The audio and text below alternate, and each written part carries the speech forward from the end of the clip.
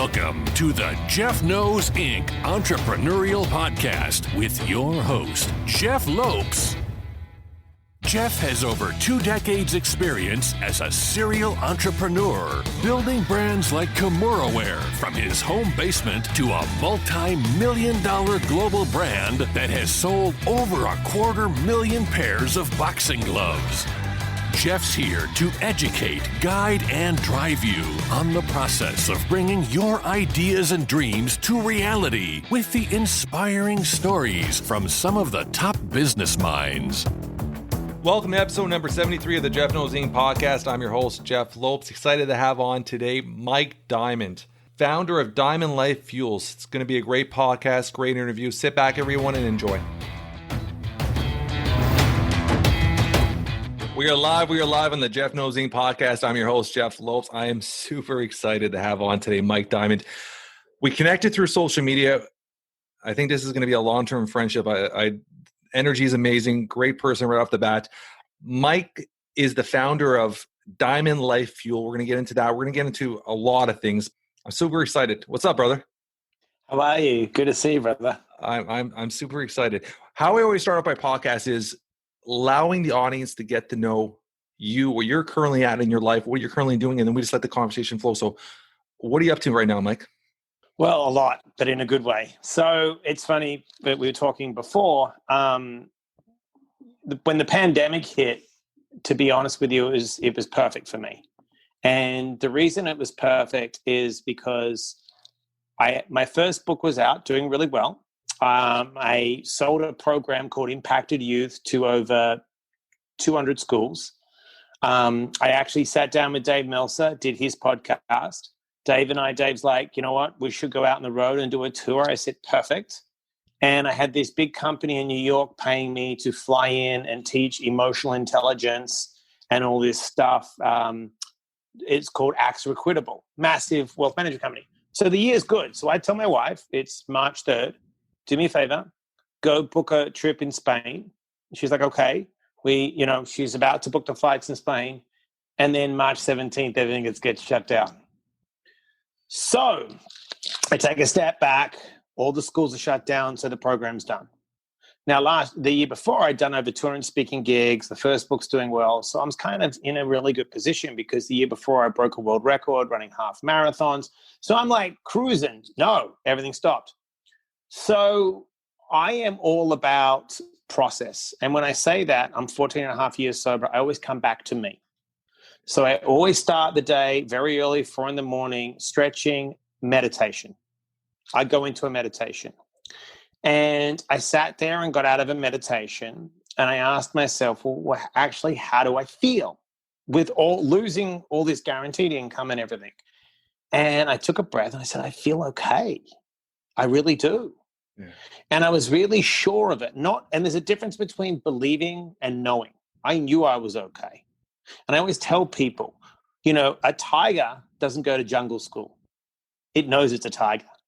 You can sit there all day and do affirmations and tell yourself, I could be this, but you've got to know it in your soul. I love that. Do you know? 100%. And I stepped back and I started writing. And I was like, I always journal.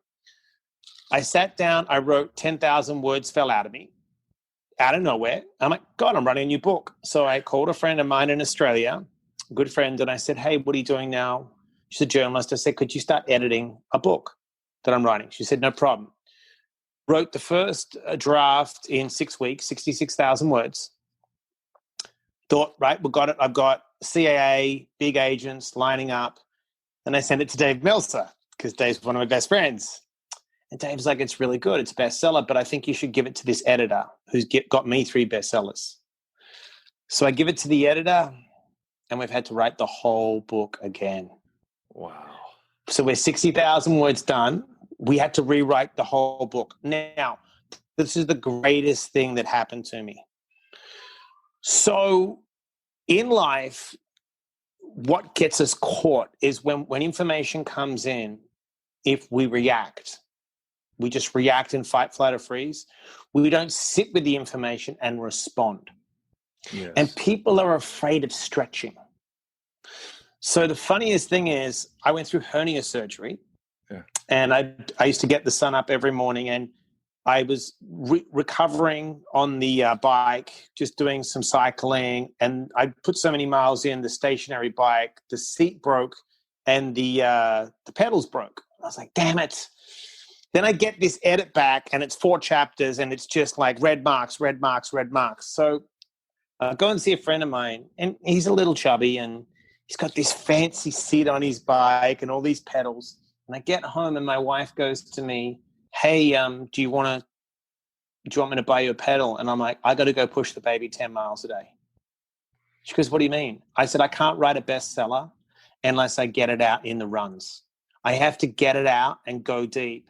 And July till now, I've run 10 miles a day, and the edits fly through. And just to show people, this will freak you out. 3 things that people focus on, right? They say they don't have enough time, they don't have enough money, and they don't have enough resources. Time is 24 hours a day. We just talked about it. People waste time, yes. Right? Resources, you could run a marathon barefoot, become resourceful. Yes. Money, if I bring value to you, you'll always pay me for my service. Right? So what did I do? I'm dyslexic. I work on the fly. But when I start running, it shifts I run mindfully. I don't run to hurt. I run to heal. I start writing the book while I'm running. I put a Word document in my phone, and I write the book, the edits, off my phone. And I send it off to the editor, and he looks at me. He goes, you're writing this off your phone, right? I said, yes. I get out in the morning. I run a 10-miler, maybe 5 miles in. I'll stop, and I'll start writing with the baby. I'll just start writing, and I don't stop the flow. And that's why I try to teach people. It's like you're looking for the perfect moment. It doesn't exist.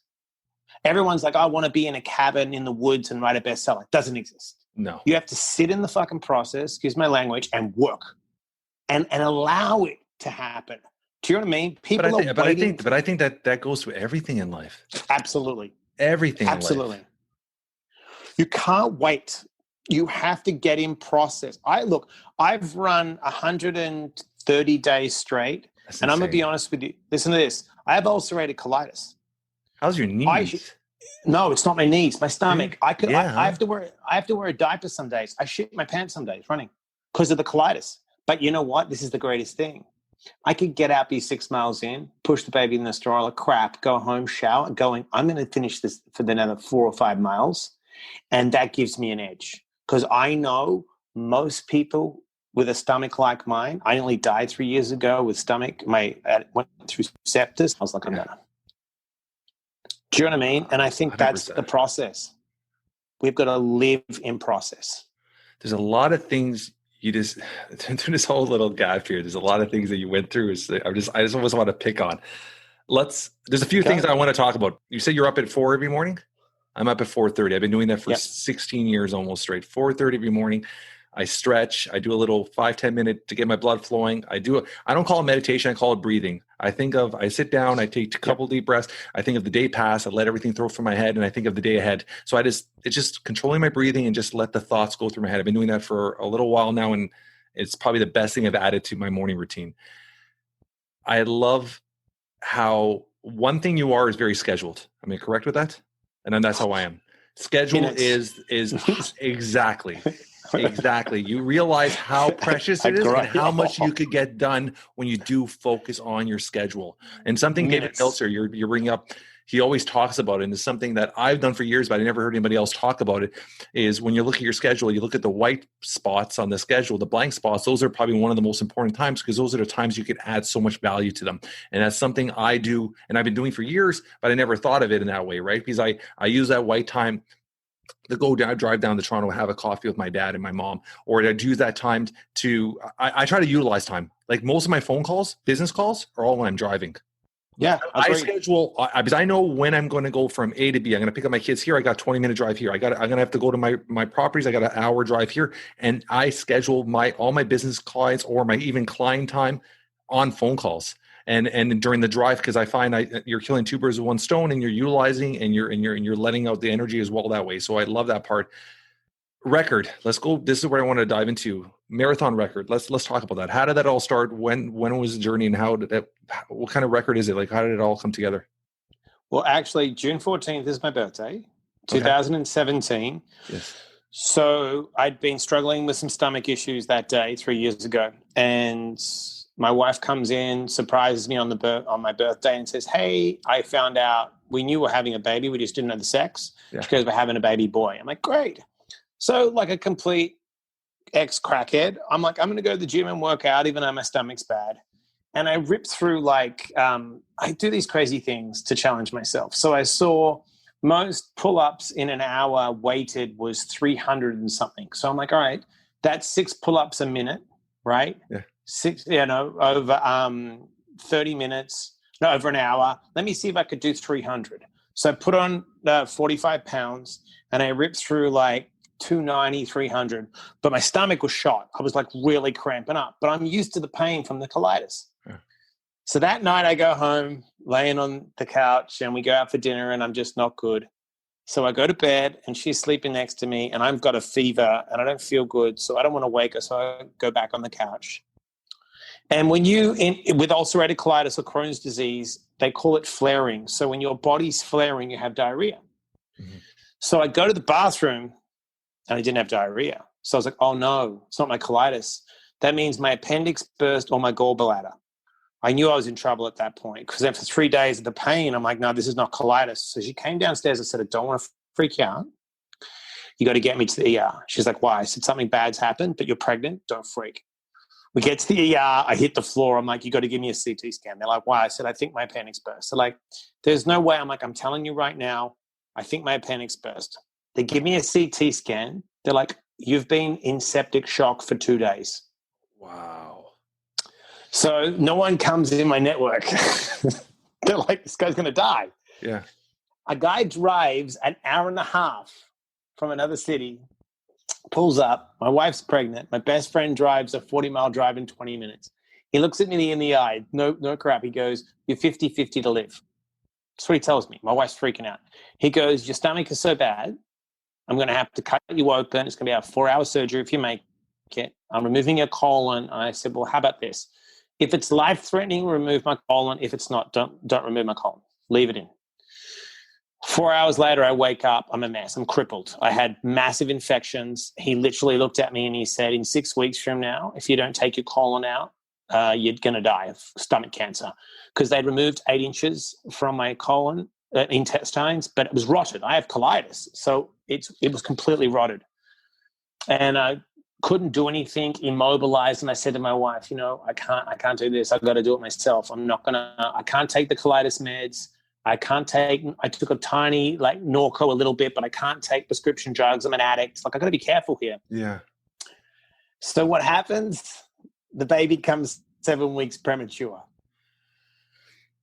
I'm like, oh, shit. So okay, so I'm struggling. And I always look for an indirect mentor. So when I say that is I could call you up. You could mentor me. You're a direct mentor. An indirect mentor is someone that inspires me that I don't personally know, or their story indirectly mentors me through a process. Yeah. And I think that's really powerful, and that's, you can look at someone's life and say, well, let me model their behavior and emulate how they are. And that'll affect me by the way I choose to think, feel, and act. Yeah. So I go online and I go into Joe Dispenza. I love Joe Dispenza. I start studying Joe Dispenza. And I watch a woman run 100 miles. I was like, how the fuck do you do that? I'd never run a half marathon or anything. So the next day I go to my wife, I'm building a gym in the house and I'm going to push the baby a half marathon. And the reason I wanted to push the baby is no one spent time with me as a kid. I was the state champion sprinter. No one ever showed up. My dad never showed up to watch me run ever. My mum did, but she just wasn't an encouraging person. It was like I'd win, they'd call me a show-off, I'd lose, I was a loser. A lot of abuse.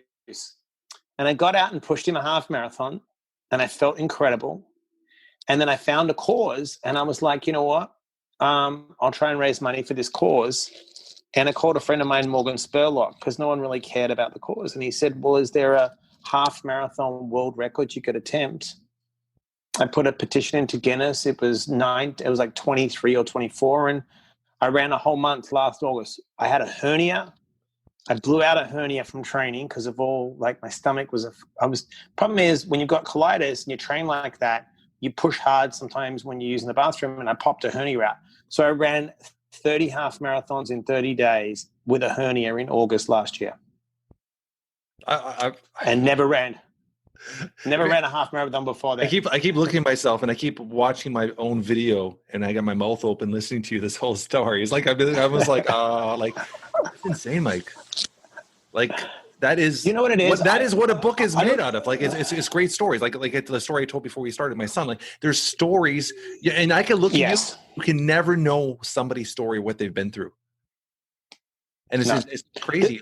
You know the beautiful thing I realize is I grew up undiagnosed dyslexic, born in Perth, Western Australia, the most isolated capital city in the world, struggled at school, great athlete, told I was stupid, no help, no mentors. There wasn't a lot of books around like that I would read, like I couldn't read Wayne Dyer or Tony Robbins. Yeah. I stumbled on some Socrates when I was young, but the first book that really shifted my perception was The Road Less Traveled by Scott Peck. I really loved that. It was a really good book about taking the road less traveled. But the great thing now, what it did give me, and I tell people, we lose our authentic self because people beat us down, because I don't know what you see because it's you, and you don't know what I see because it's me. Yeah. So your vision and my vision is different. So what I do is this. If you do something that I think is extraordinary, and I go, wow, that was extraordinary, I then go back to the start and I look at your life and study it. So I look at people like Roger Bannister. Roger Bannister broke the 4-minute mile. It was impossible. Well, he broke it. Okay, so if he figured out when everyone said it was impossible back then, the next year, 15 people broke the 4-minute mile. And then now they run a mile in like 3:45. Yeah. So it's like people want to be the 1%, but they're not willing to do that 1%, right? That the 99%. So what I do is I see someone and then I model their behavior. Yeah. But I get a switch. Like, I get amnesia of like the past. So if I believe I can run 30 half marathons and everyone thought I was crazy, I'd never really run. I ran one and said, I'm going to run 30. They're like, you can't do it. I go, no, I've already done it. And all I do is information in, information out. I just take in information and convince myself, like I brainwash myself that now I can run 30 half marathons. And I don't for 1 second, I fire and wire those thoughts so much, and I spike the reticular activating system in my brain, I convince myself that it's impossible to not do it. It's just impossible. I can do it. I know it's done. I've already seen the future. And then that way, when I get up, it's like forward motivation. I know the target I'm going to hit. So it doesn't matter who comes in my lane. I can close the gap because I know where I'm going. And I'm relentless in that focus. I'm very much like you. I got stories that we could sit down and talk about. That we're gonna be best friends now. That's the greatest thing. I'm gonna give you a little story that a lot of people don't know about me. This is my mindset. Even as a kid, I was 13, 14. In Canada, hockey's massive. And I was 13, 14. All my friends, I played baseball competitively. All my friends were hockey guys. And I was 13, 14, never put on a lace-up a pair of skates in my life, couldn't skate. And in my head, I thought I have to at least try to play hockey. But I was embarrassed because I couldn't skate. So one winter, every Sunday at 6 a.m, I would get a public transit, pair of skates, take a bus about half an hour to a skating arena, outdoor arena in the winter, and I taught myself how to skate. I would go at 6 a.m. because I didn't want nobody to see me there. I taught myself how to skate. The next year, I knew I could skate. I wasn't the greatest skater, so let me be a goalie. I convinced my parents to help me pay for the equipment. We got the equipment for the goalie. I played 1 year, and all I said before I started, I said, I'm going to train my ass off. I want to win one championship, and I'll never play again. Played for 1 year. We won the championship. I still have my trophy. Never played again. That's my mindset as a kid. I've always had that drive, that obsession where it's like, if I put something in my head, it was done. It was done. I started my first company at 17. It was done. I never waited for people. I got my first tattoo, 16th birthday. My 16th birthday, within a week of my 16th birthday, I went downtown Toronto. I got a tattoo. I got my 365. In the past, 365 was the written part of a driver's license. Got my 365. 3 days later, took my dad's car, got my license. 3 days later, bought my first car, which I worked 2 summers to buy. So in 5 days, I got a tattoo, driver's license, and my car, all within a 5-day period, all by myself. So I never waited or relied on people to accomplish something. And I always had in my mind, if I got to do it, it's done.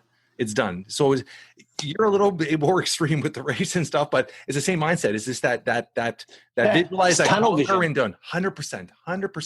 And I think, someone asked me the other day, is that nurture or nature? And I think it's nature. I think you're born with that. I don't think anyone can teach you to get up in the freezing cold and know that you want to do it, and that to you is personal. Do you know what I mean? It's like, 100%. I don't think you can 100%. Teach that. 100%. I think you can train someone to look. Here's a perfect example. Someone said to me the other day, "Do you think Mike Tyson was the greatest boxer of all time?" And I've met Mike and I love him. I said, "No." I said, "Evander Holyfield was probably one of the greatest." They're like, "Why?" And I said, "I'll tell you why. He was always fighting up. Tyson had better genetics. Yeah. Tyson had better movement. But everyone gets upset with Teddy Atlas when they say when Mike really had 6 big fights, because when you're faced, like Sugar Ray Leonard's one of the greatest, he shouldn't have beaten Tommy Hearns on paper. Yeah. But there's part of him that would run after the bus in Harlem. He would run and chase the bus. And he told people, I'm going to the Olympics to box. He's a good-looking kid from Harlem. People would pick on him. And he was running behind the bus, wouldn't get on the bus in the middle of winter. I think you can train someone, definitely. But I think that is in the gene, in the DNA. There's a switch that goes off in your brain, like my brain. Like, it's like I make a supplement. The only reason I make a supplement, right, is because people are sending me supplements. And it's crap. And I have ulcerative colitis. And I healed myself naturally, right? I've won natural, men's physique contests. And I'm like, I call Sam Bakhtiar at 4 a.m. Sam has a company. Sam does millions of dollars, hundreds of millions of dollars. He has a supplement company. Who would call him? I'm going to call him. Yeah. Sam, I've got an ingredient. I think I have a hit supplement. And I've got a bunch of supplements I want to do for mental health. And he's like, Mike, come to my house in an hour. 5 a.m, I'm at his house, and most people are still asleep. You and I aren't. We're doing deals. I give him the ingredient. He goes, you have the money to pay for the ingredient? I said, yeah, pay for it. We sent it to the lab. The lab calls him back and says, who created this? Is he a pharmacist? How did he come up with this? People laugh at me, but when I had to heal myself naturally, I had to experiment with all products, right, for my mental health and body, right? I want to get an edge, but I want to do it naturally. I don't want to take Adderall for my ADHD. I don't want to take steroids for my colitis, because you can go on prednisone and all these steroids. So what do? I come up with a supplement, and Sam tries, and he goes, Mike, this is a hit. How are you going to sell it? I said, out of my garage. I said, I'm going to get my first 5,000 clients that are important to me and build the company correctly and make sure the reviews are right and check the reviews. Because if Herb Keller can write 10,000 thank you notes and 10,000 birthday letters, that means I can touch 10,000 of my first clients and build my culture and army, because I believe in my products and I'm going to give you my products. Yeah. Now what happens, 2 weeks later, I've got an addiction specialist calling me. I've got 5 sober livings that are taking the product. I have an eye specialist that's taken it. And she goes, I'm an eye specialist. I sit there for hours. I've never been so more focused and clear. I've got the first responders, fire department taking it. This is 2 weeks in. And someone's like, what are you doing? I said, no, we met. Obviously, we're going to end up doing deals with it because I'm sending you and I want to expand. And obviously, we'll probably partner in Canada. I'll get you to be the partner because you're Canada. Yeah. And it's like, and Mel also said to me the other day, he's like, everyone's on this. And I said, yeah, but I've got to do the work. I'm going to drive personally. I'm going to fly personally, because that's what people don't understand. No one can do the work that we do. We have to do it. We have to show up. And people are waiting for someone else to do it for them. It doesn't work like that. I love that. And it's something I think as entrepreneurs, a lot of driven entrepreneurs struggle with that. Because it's that finding that balance of what do you delegate? What do you do on your own? Where do you separate that line? And and you hear a lot of entrepreneurs when they get to a certain level where 80% of their business is all delegated, maybe even 90%, but you lose that connection. You lose that. Yeah. I actually I was a guest on a podcast 4 weeks ago, and in my company, Camor, where till this day, and this is why I started doing passive income, because this brand I've built, this little empire I've built that does millions in sales every year, would fall apart. If I were to get hit by a car, or if I'm gone tomorrow, this business would probably fall apart in 3-4 months. And it's sad because because everybody still knows me. And it's something I've tried to separate over the years, but everybody still knows me. People still want to talk to me. And I personally give my cell number to everybody. I still let people call my cell and stuff. So it's a good thing, but it's a bad thing because the company's well outgrown me years ago. It's been 15 years. But I enjoy it though. I enjoy it. I love it. It's me still. So I get up, and when the pandemic happened and I started the podcast, I started all these ventures, I was in the office here every day, rebuilding PO systems, rebuilding the back end of the website. I was doing stuff that I hadn't done in years. And one thing about myself, I always tell entrepreneurs is understand every aspect of your business. I will not hire one individual until I know that job inside out. If that guy disappears overnight, I could jump in, and that position is never going to fail. And I build company manuals for every single position in my company. And if one person leaves, another staff could just grab it open and they'll get through to the next week, 2 weeks till we hire somebody else. So I still want to, I don't micromanage. I still have my staff, but I still love understanding and being part of the whole process. And it's not a good thing sometimes. Well, but here's the thing. Look at Richard Branson. Yeah. He's a billionaire because of it. Richard Branson wouldn't be the success he is. Herb Keller, Southwest Airlines, wouldn't be the success if he didn't do. We've got to do the micro details, because it's what. Look, here's the thing. I believe if people buy into cultures, but they buy into the why we do it, not what we do. Yeah. Right. Yeah. And Simon Sinek talks about it all the time, but it was talked about by Nietzsche anyway. And the greatest person when you talk about why and purpose was Viktor Frankl, Man's Search for Meaning. Yeah. His purpose was to get through and show people what could be done and create a logotherapy. And he's in Auschwitz. Like, that's like, you know what I'm crazy. saying? So, and I think there is, like, I used to get frustrated that people weren't willing to do the work that I was willing to do. And now I meet guys like you and Melsa and Sam, and I'm like, that's what I show up for. Like, there's no excuses. I'm going to get up in the morning and push the baby 10 miles so my wife can sleep and make the calls. Give you a perfect example. I had to get a job in a lockdown unit because I was writing the new book, and I took a job in a lockdown unit, and it was an 8-hour drive. I said, perfect. And an audio book is 8 hours, right? So I'm going to set the car up. And I wanted to do 2 to 3 books a week, and I knew that the 8-hour drive was 2 audio books. And if I read an hour a day, I get 3. So I was doing 3 books a week and retaining everything.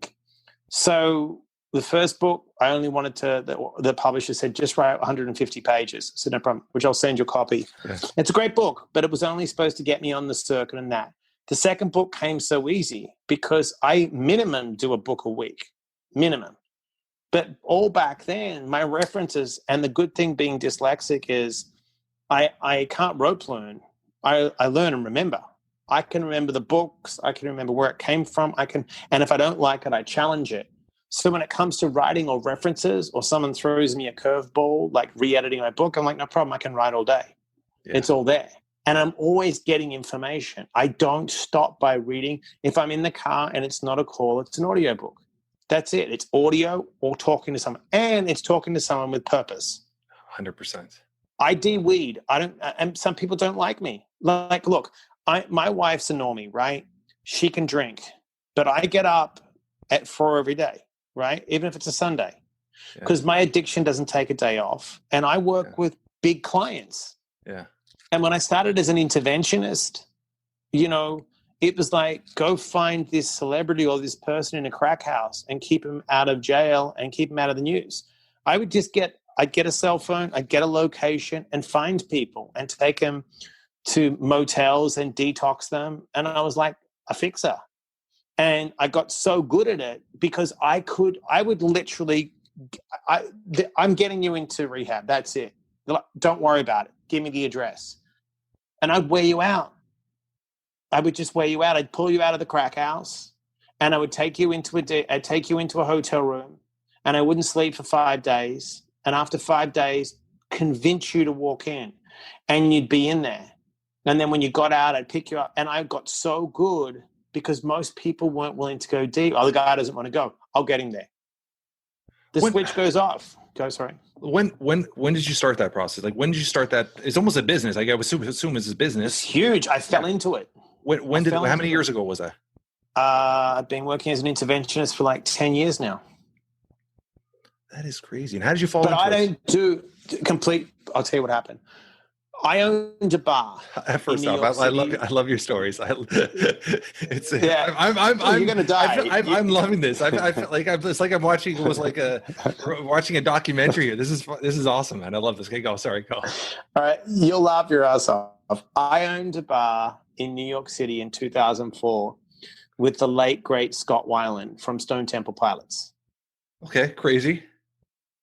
Correct. Yeah. At the time I introduced these two guys together, Army James and Charlie Corwin, and they created Miami Inc. So I helped connect that. And I was shooting a VH1 show with Scott. So long story short, we shot the pilot. It was good, but Scott was using, he said he was sober, I was using.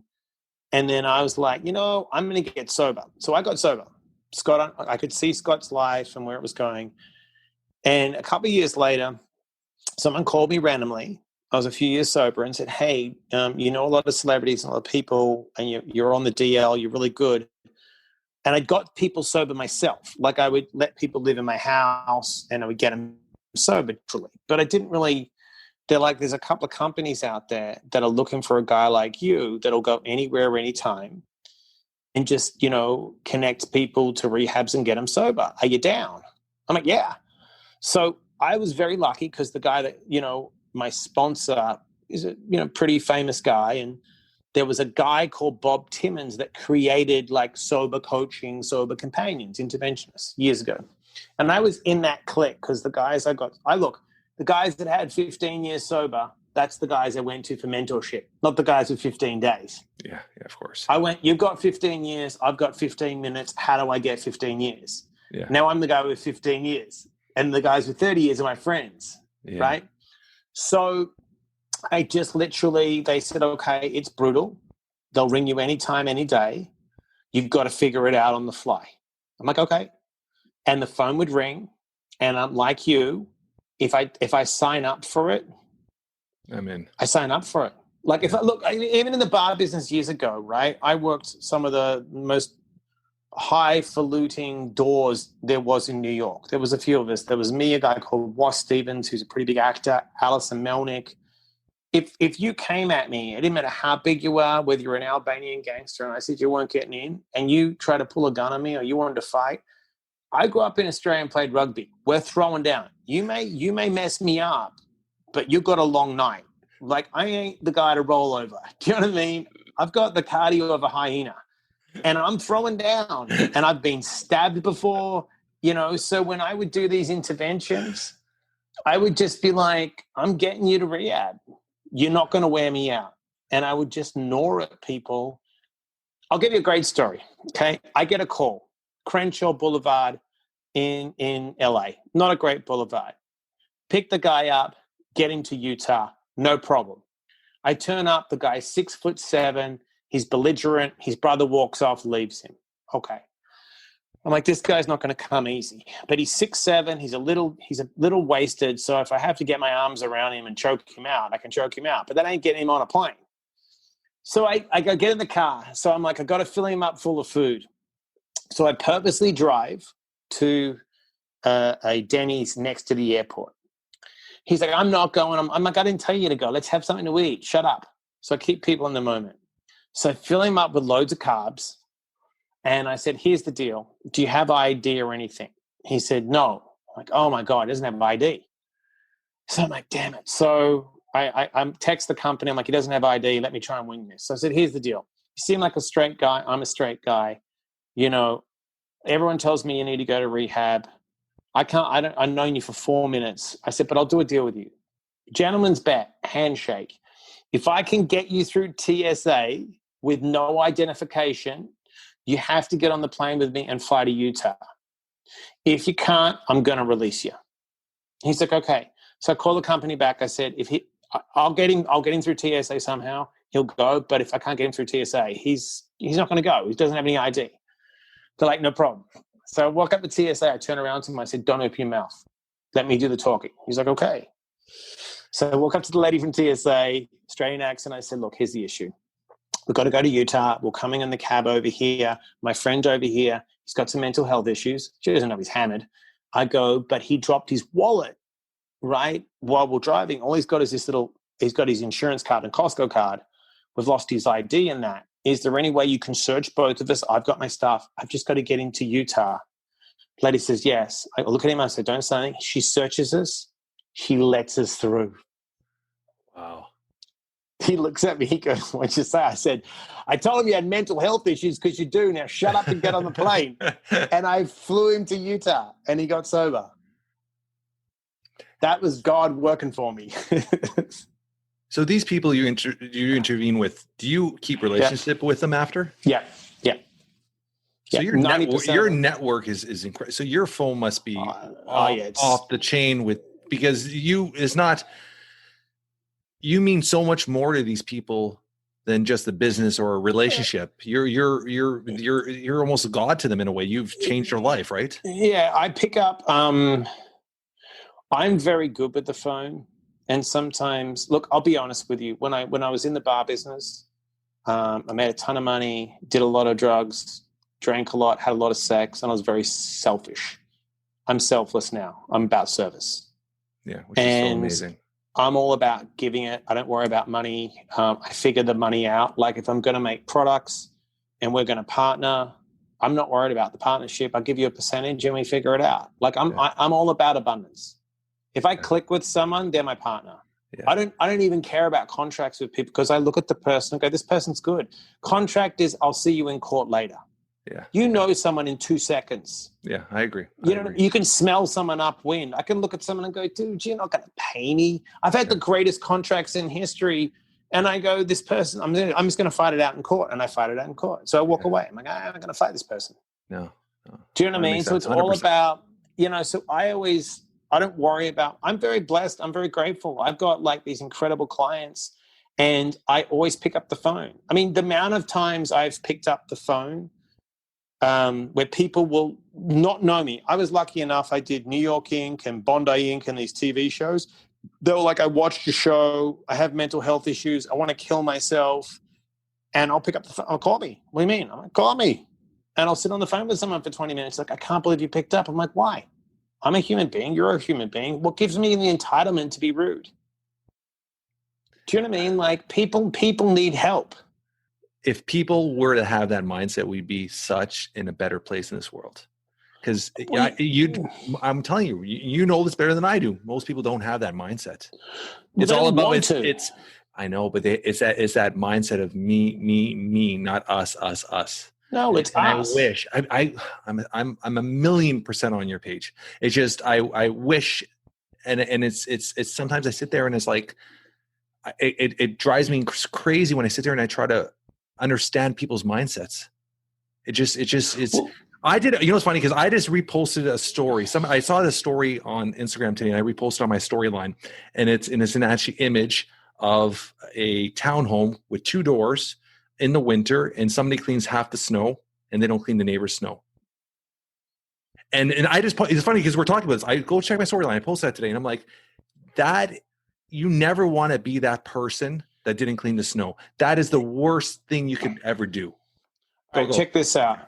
My, I from a little kid, people try to beat it out of me, my personality and outgoing nature, to be kind. Yeah. Right?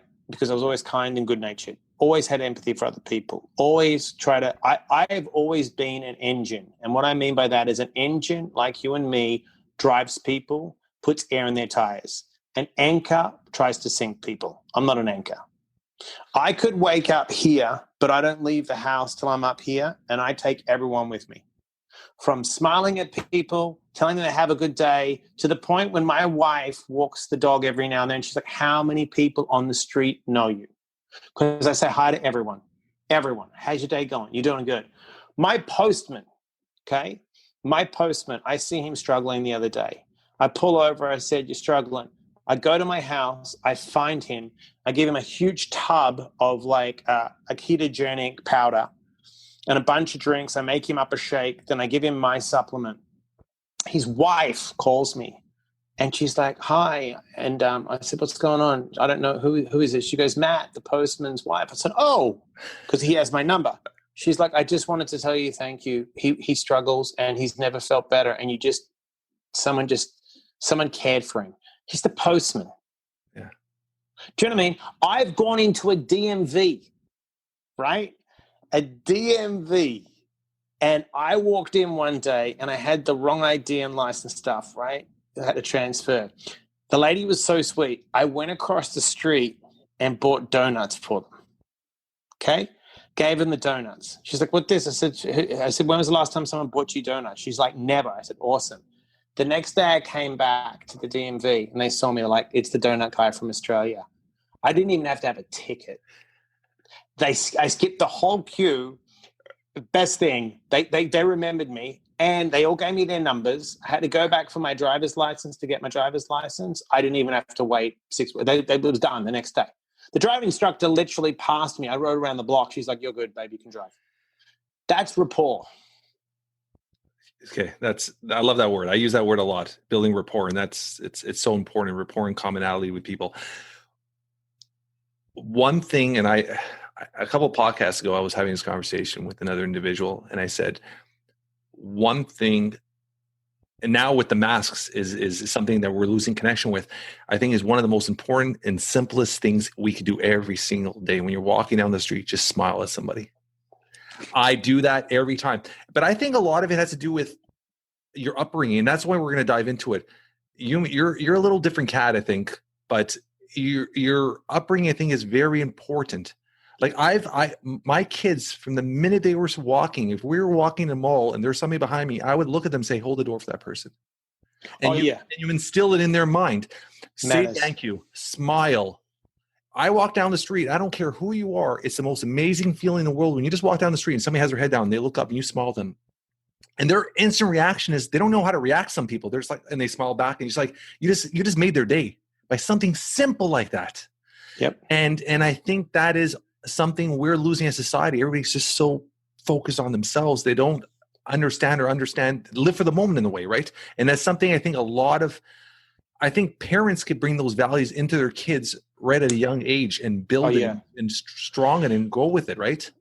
Absolutely. And I think you just nailed it, because I think it's action. And I think that whole, when people say, do what I say, not what I do, I think that's a fail. I think it's do what I do. And I think if I pick up the sword every day and I start swinging it like a leader and I'm empathetic and I'm positive, why would my son know any different? 100%. Dad gets up at 4 a.m. Dad taught me to meditate. Dad runs 10 miles a day, right? I guess I should start running. Dad sits with me. Look, I could run 10 miles a day, right? And how's this? Who takes him to swimming lessons? Me, because he's better in the water than me, because he's a little bit more attached to my wife. Yeah. When I have to take him to like some kind of speech therapy, I take him. Why? Because it's better. When I had to show up for the school, I got my miles in, got my clients in. Guess what? I showed up to the school because I'm going to do the things that no one did for me. And I don't care, like you, like when they said, oh, he's a little delayed in his speaking. And I'm like, I don't care. He could be delayed in months. Do you understand who I am? I know how to close the gap. If I have to spend 6 hours reading to him every night and getting him audiobooks, I'm going to do the work with him. You don't put my son in a box. I'm outside the box. That's A million. That's a million percent me. A million percent me. There's no one's going to define my son's future. No one. Well, I love that. Jeff, how's this? Right. Yeah. I'll end up having a bestseller. I'm undiagnosed dyslexic, got kicked out of school because no one picked up my dyslexia. Okay. Right. I'm one of the best keynotes there is when it comes to drug and alcohol, because when I decided, and everyone said don't, to talk about smoking crack and doing heroin and my life, they're like, don't do that. I'm like, well, that's what I used to do. Why would I be ashamed of it? Because everyone was fully trying to tell me when I was doing drugs, and now I can't talk about when I'm sober. Yeah. And guess what? All the people that wouldn't talk about it, I'm the one that gets booked. I'm the one that goes into corporations and talks about mental health and addiction because I don't care. It's just a moment in time. It's your story. And and this is run the people. Away from your story. No, and this is the great thing. And this is what I try to tell people. At the end of the day, it doesn't matter how much money or shit I accumulate. Like they say, you don't take you never see a moving van or a U-Haul truck behind a hearse at a funeral. I say that all the time. We never take it. You know what we take with us, right? The impact I left on you. 100%. That's it. 100%. How much impact can I leave? How much can I get someone and slow them down when they're frustrated or they're freaking out, and get inside them and plant a seed of hope and possibility, right?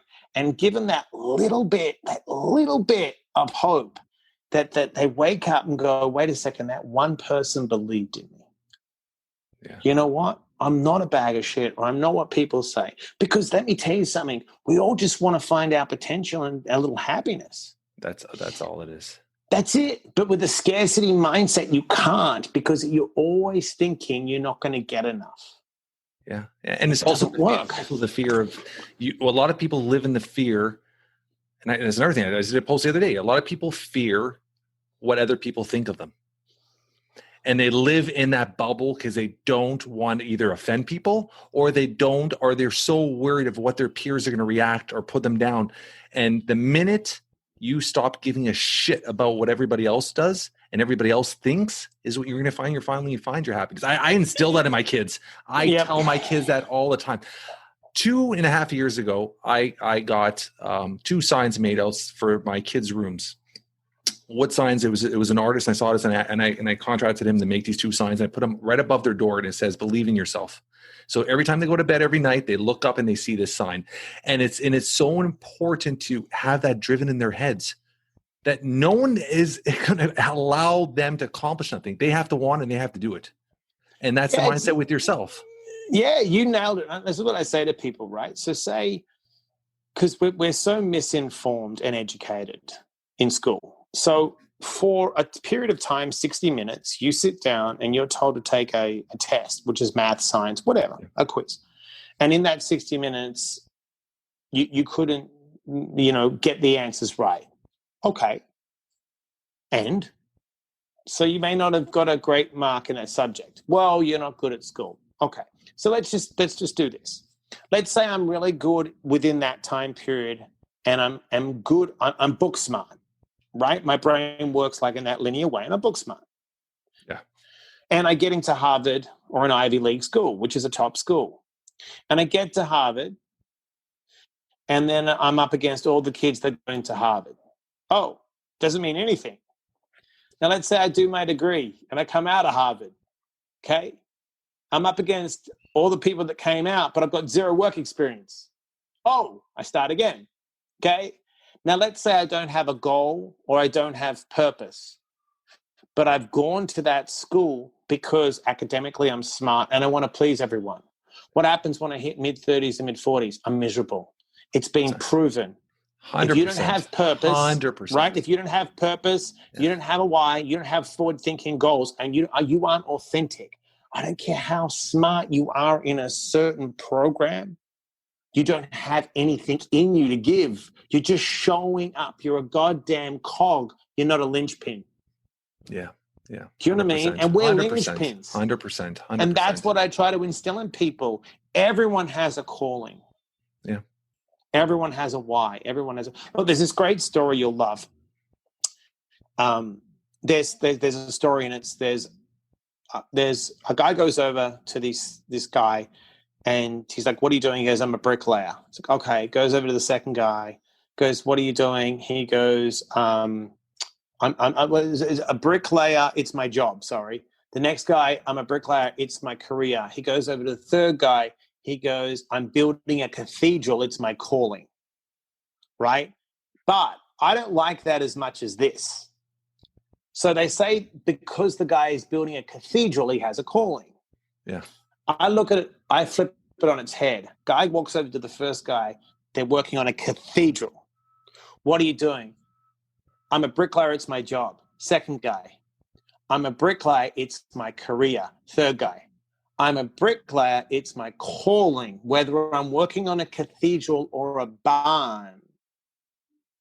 By laying bricks, I bring service to other people. My calling in life is to be of service."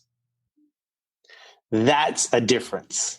Yeah. My calling is to inspire, educate, and motivate.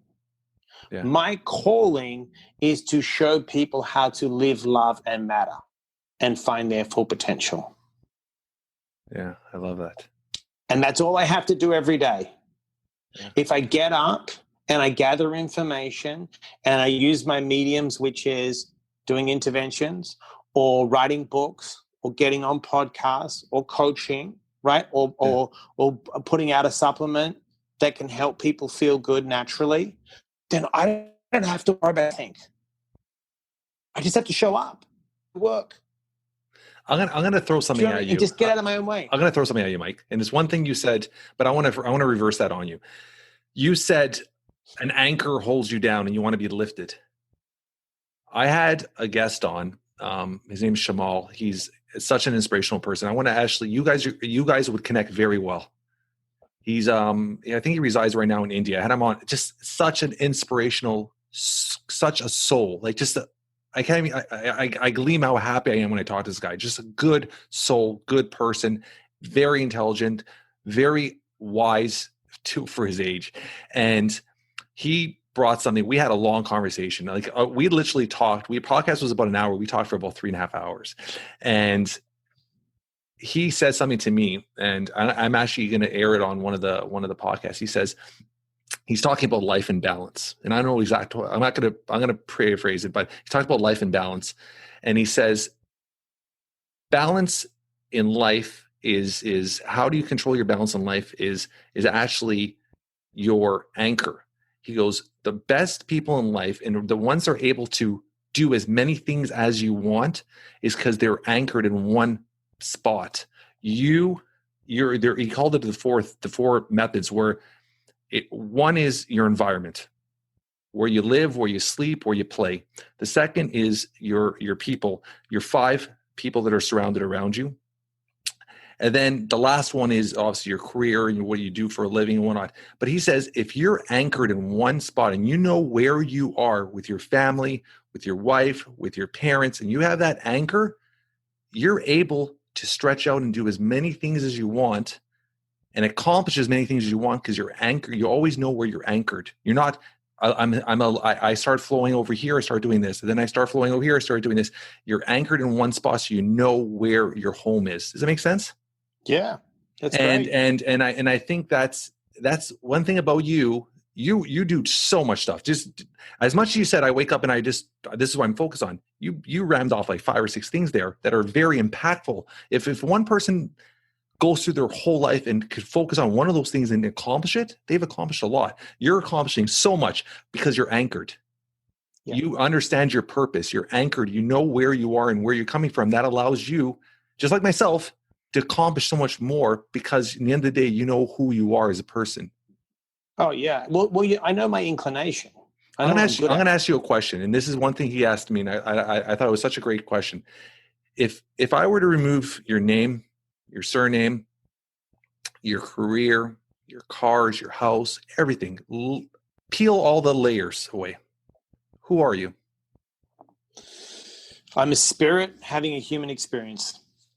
See, exactly. So you see how quickly you answer it. You know who you are, which I think is. I think a lot of people don't know who they are, and I that's know why I'm here. I know I'm here. I love that. I know my purpose, and I knew it from a young kid, and I was always connected deeper to my intuition and my source. Yeah. I just didn't have the right information around me or mentors, so I struggled. But I knew once I got out of Perth, I got a one-way ticket. I had no fear I could succeed. How old are you when you left Perth? 19. Never went back to live. Did you leave on your own with family? No, just by myself. Moved to Sydney, and then I moved to America with nothing at 24. Before the internet. Sorry, yeah.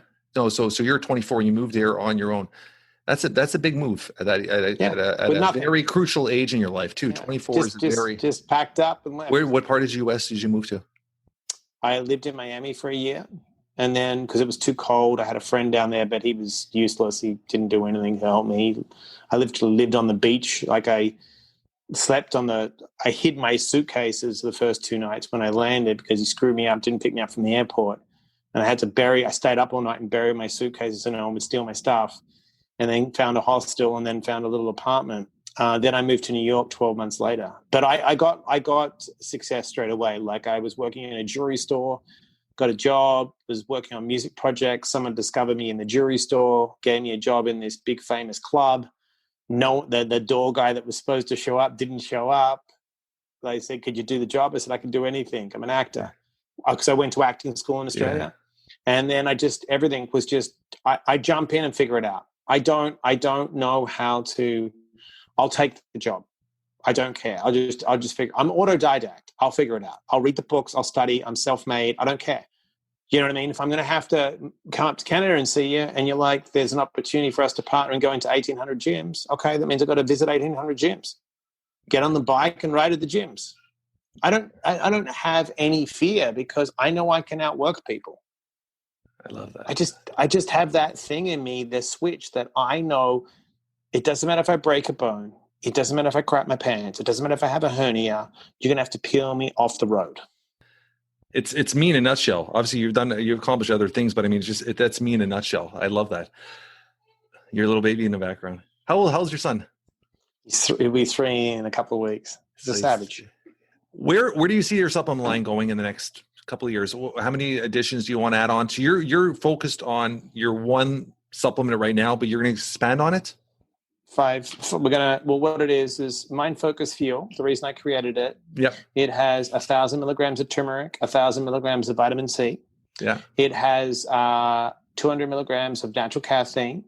I blend the natural caffeine with L-theanine. So when you get the spike, it levels you out beautifully. Perfect. And then I put 2 incredible supplements that I experimented with that work to help boost dopamine naturally, which is L-tyrosine and L-phenylalanine. Okay. If you mix them together, you get a natural, feel-good feeling, elevated, but you never crash. How long does that feeling feel on the average person? 5 hours. 4 hours. Oh, okay. Yeah, you feel good. Now, this is the point of the supplement. You can go to the gym on it or you can go to the office on it. It doesn't have beta-alanine. It doesn't have arginine. It doesn't have creatine, and it doesn't have citrulline. If you know anything about workout supplements, arginine, creatine, beta-alanine, and citrulline, they give us the pump, the vascular pump. But the problem is when the pump wears off, we crash. Yeah. So it's the nitric oxide. This doesn't have the nitric oxide fillers. So the first supplement is it's more for mental health and physical health. The second supplement will be a pre-workout. It'll have less caffeine than the normal pre-workouts. It will have the beta-alanine and stuff, and you can stack them together. You know what I mean? So if you're a little bit more hardcore like me, who can lift weights for an hour fasted and run 10 miles, sometimes I need that little kick. That little boost. Do you know what I mean? Yeah. The third supplement will be a branched chain amino acid. Yeah. I'm going to put glutamine, and I'm going to do something different with the branched chain. I'm actually going to put a little turmeric in the branched chain because I think turmeric is just so good for the joints and body. It's good for everything. It's just good. My wife adds it into her tea every single night. She has her tea with so turmeric. good. Yeah. Then we're going to do a nighttime supplement because people are too stressed out at night. And I've figured out the right formula of valerian root, chamomile, L-trophylline, a little 5-HTP, and I because I have to take everything individually for my stomach. Yeah. Little magnesium and B6, and then we'll do a nighttime supplement. And then the last thing we'll actually do will be a protein. I'm on the fence. I want to do a whey isolate protein, but I have experimented with some really good plant-based stuff lately. But I'm a whey guy. Look, I eat meat. I eat chicken. You know what I mean? I'm a paleo guy. Yeah. But so I'm that'll be the last supplement. So over a couple of years, we'll put out 5 supplements. You know what I mean? And package them all together. And then I have this book we'll do a publishing deal with this book in the next 60 days. It'll be done for it in about 4 weeks. I'll be starting the 3rd book February next year. And then the 4th book, once I submit that, so it's 3 books in 3 years that'll be coming out. I love it. Yeah. Your supplements. Yep. The first supplement, you said you played around, you tested it and all that stuff. Yep. How long did it take you to get that ingredient down pat? Because it's I know we're gonna advertise it. We're gonna put some stuff. Honestly, it was because all the ingredients are like they're. I love how you mix them, but I love your ingredients. They're very. I mean, they're all quality stuff, right? I kind of sat. This is what I did after my stomach surgery. I stripped everything down and I said, well, if everyone's telling me I can't heal, what do I need to do to heal? And I dove into turmeric and I realized, and it was so powerful on my gut health and getting rid of like the infections and bleeding. And I just felt strong. Then I realized you had to put a certain amount of pepper with the turmeric to expand it. Yeah. So I got that done. And then honestly, I just started messing with thyroxine, phenylalanine, D-L-phenylalanine, and caffeine naturally. And I don't like the jitter. I don't like anxiety. So it only took me a couple of months, but this is the thing. It was a couple of months and I'd stayed on things. I broke the world record. I do my own thing, but it wasn't until someone kept sending me crap it was like, this is bad for your body. It gives you diarrhea. Yeah. And then it just was like, you know what? There you go again. I've got to go create a supplement. You know what I mean? I'm like one of those people where it's like, that's the lane. And I've just got to go create it. Yeah. So I don't have any, I think the biggest thing I try to tell people is this. There's no such thing as failure. There's not. You just keep changing the approach. So where people fail is that they have this preconceived notion that their plan is fixed. So I'm flexible in the plan. So if I go into something, right? So if we meet, right, and I come and see you and you're like, Mikey, love the supplement. This is the plan to do this. And what people do is they make the mistake is they get a speed hump, but the speed hump to them is a mountain. To me, a mountain is a speed hump. Yeah. Like I'm the guy that goes into the doctor and they tell me I'm going to get cancer. And I'm like, that's a headache. Then there's people that sit in their house and have a headache and they think it's cancer. Yeah. So I always take the optimistic lesson. There's always, I'm going to learn. Like the greatest lesson is this. They always say, if the student is ready, the teacher appears.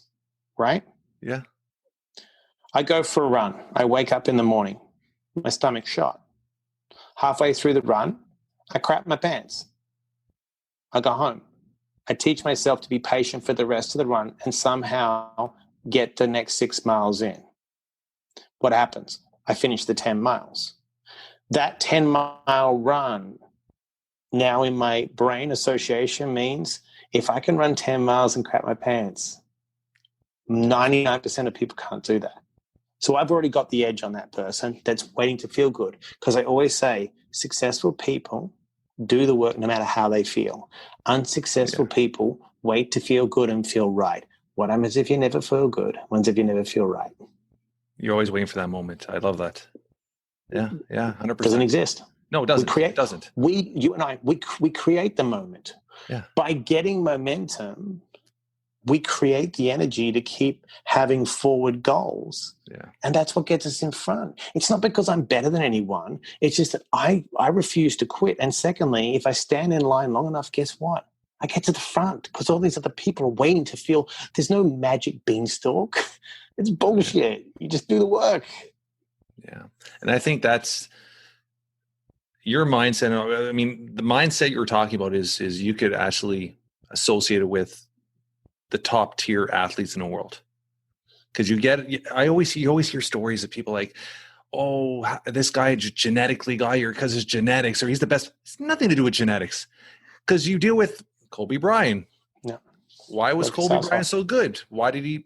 He's a take his helicopter to the practice facility. He was there even at his peak, even when he won all these championships. He was still there an hour and a half throwing 1,000 or 1,500 buckets before everybody even got on the court.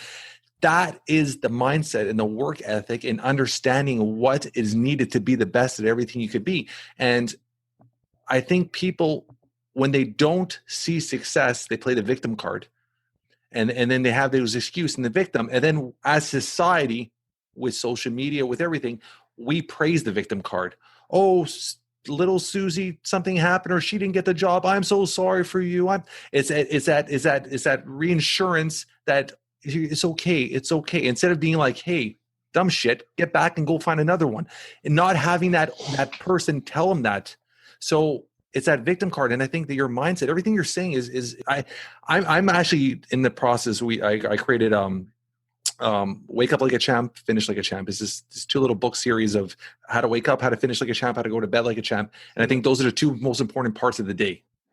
I go, it's not in between, it's how you start and how you finish everything.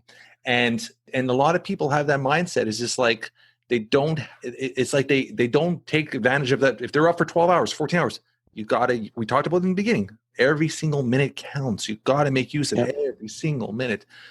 Jeff, check this out. Yeah. Check this out. You'll love it. So my wife said to me the other day, because she's great. She prays a lot, but I'm a little harder. Yeah. Not a dick. I'm just harder. And I said, sweetie, I'm going to give you a little lesson here. If our son makes it to the Olympics and runs 8th, he came 8th in the Olympics. That means 7 other people faster. Don't get it wrong. Even if you come 8th in the Olympics, you still came 8th. No one cares. I love that. No, that's... You're either going to get better. And then I tell people, like, don't be angry at the guy that beats you. If you want to compete, figure out what he's doing that you're not doing. 100%. And then 100%. Close the gap. And then, look, I always tell people, you can catch me on the first run. So say we do something, say I'm in a competitive race against someone or doing something, and they beat me fair and square. They beat me. Yeah. If I want to compete again against that person, I'm going to figure out how to beat them. Now, I may not get them on the second time, but I'm going to catch them slipping. Yeah. Because I am not going to quit until I beat them.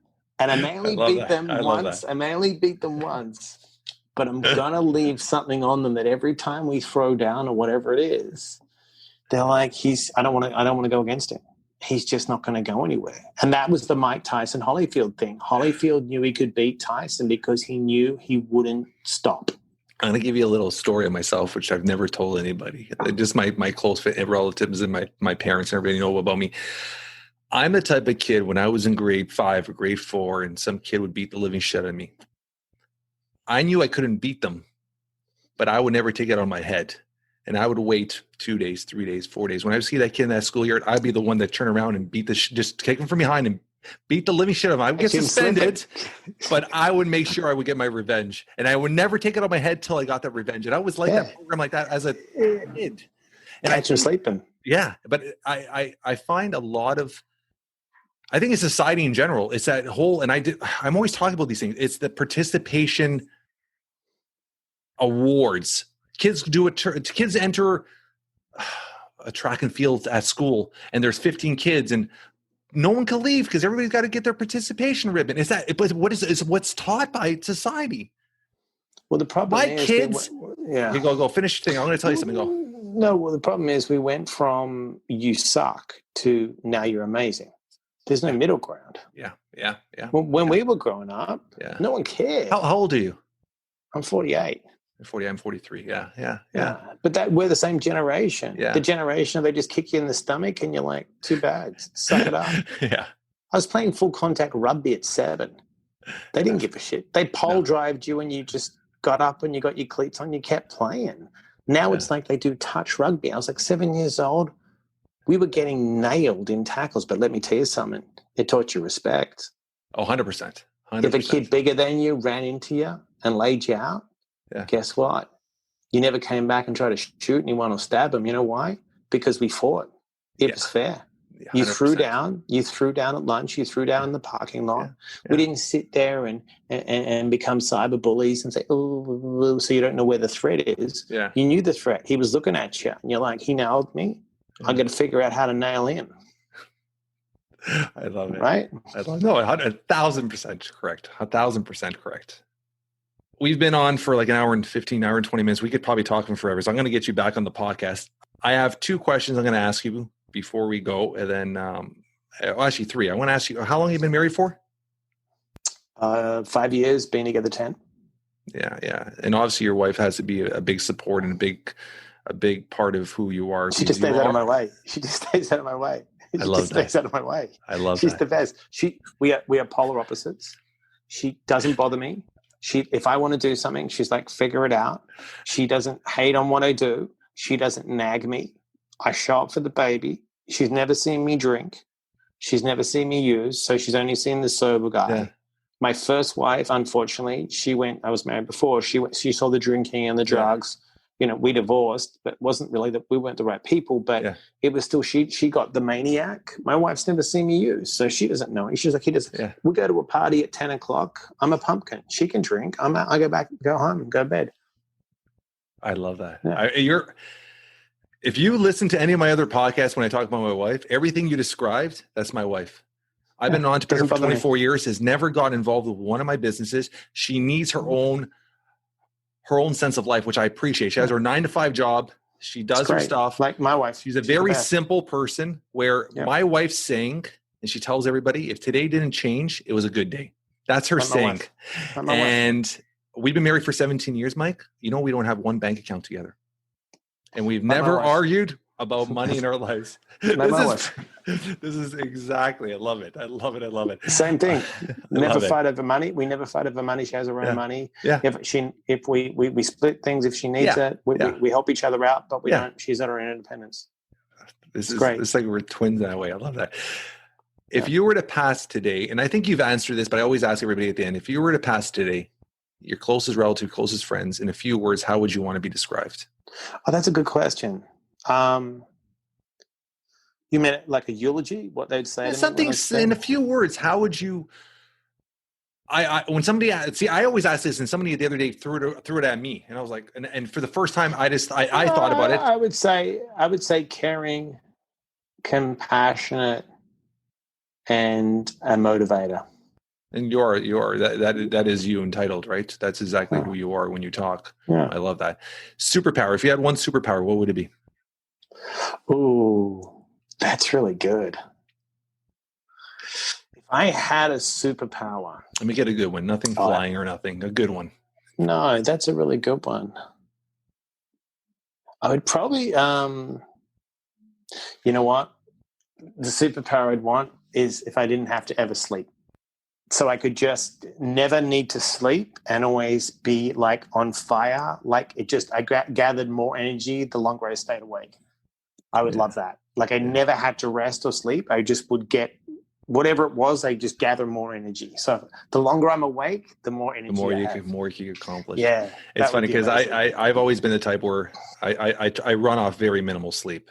And as you get older, you realize how important sleep is. Of course, it is a big part of how you recharge, right? And I always say the same thing. And I was always, even as a kid, when I was like 16, 17, my mom's like, you got to get a bit more sleep. And I'm like, I have plenty of time to sleep when I die. Like I used to always say that even as a kid. Yeah. It was that mindset. You only have a certain amount of hours per day. Mike, this has been absolutely amazing. I mean, I'm so blessed to have met you, man. You're an inspirational person. You've been through a ton. So your life experience and what you're passing on is priceless. So I love everything you're doing. Keep doing what you're doing. Keep inspiring.